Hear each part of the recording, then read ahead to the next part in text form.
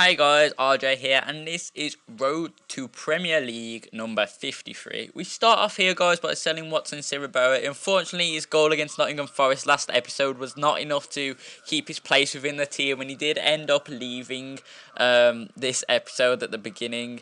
I was kind of sorry to see him go, but if you remember a few episodes ago, I did show his wage demands for when he wanted a new contract, and at the moment he's on 1.1 thousand a week. But for the wage demands he wanted for his new contract, he wanted 9k a week, and I just don't have the money or don't want to spend that much on a player of his quality. So I decided not to keep him and decided to sell him. To be honest, it didn't have too much impact on the team, and as you can see here, we were still really threatening within the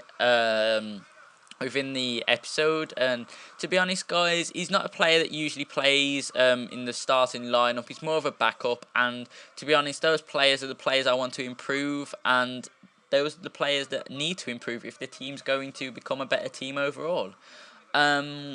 This game, however, led to a 2-2 draw as we went in to the scout report looking at another really promising player. It seems that once we let one go, we seem to get one back, and with the spare money I had from selling Watson Siriboa, I decided to sign this guy called Diachira.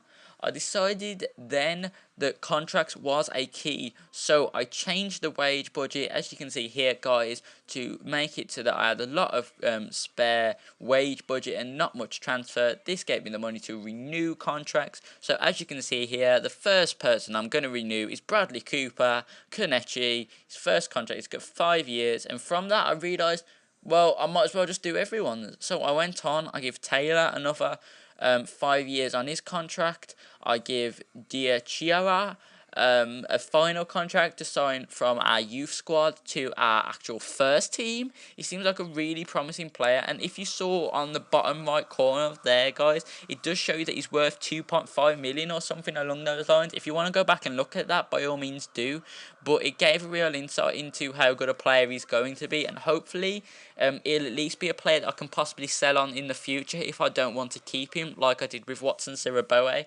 I think players such as that are really good income of money, and they're going to be the players that help me to actually buy the team that I want to play with, really. You'll see here, guys, that we ended up the majority of contracts, if not all of them, getting accepted straight away. This was very promising going into the next game, because last game we had a game against Blackburn, which you saw ending up in a 0-0 draw, causing a replay, guys, which I don't mind really. It was just a bit of a hindrance that there was a game so quick before the Liverpool game, a game I really wanted to focus on, because winning this game would really put us in a really good position for the Cup. But as we know, Liverpool's home ground Anfield is a fortress, and it was going to be so hard to get anything at this ground.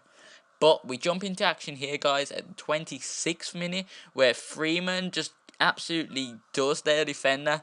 A brilliant turn to get a shot on, and shoots, but to no avail as it gets saved. Things in the first half went either way, and as you can see there, guys, it pretty much got summed up as a big battle in midfield. It was just whether who could break through the defence first and who could put the final touch in, and to be honest, guys, that was us. As you see there, Freeman puts a really nice finish in to slot it past Reina as we take the lead.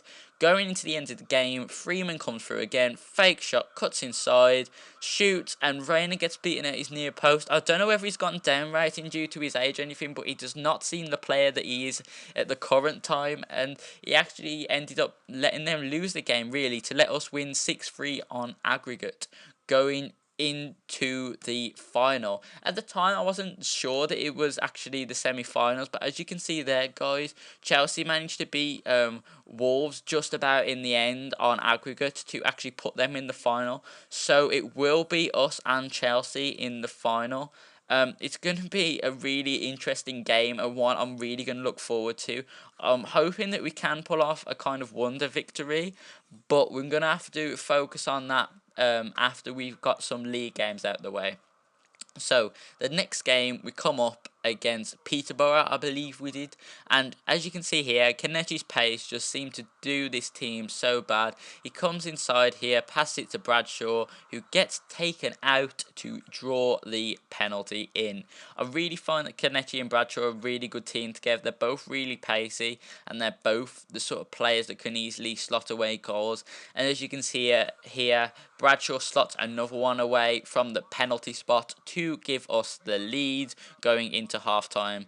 It was a really decent game, to be fair, guys. I know I only show highlights of the goals and that, but to be honest, guys, this game wasn't any less interesting than the Liverpool game. Things went like either way, but in the end, things swung our way in the 50th minute, where Bradshaw grabbed his second goal to give us the victory and the 3 points.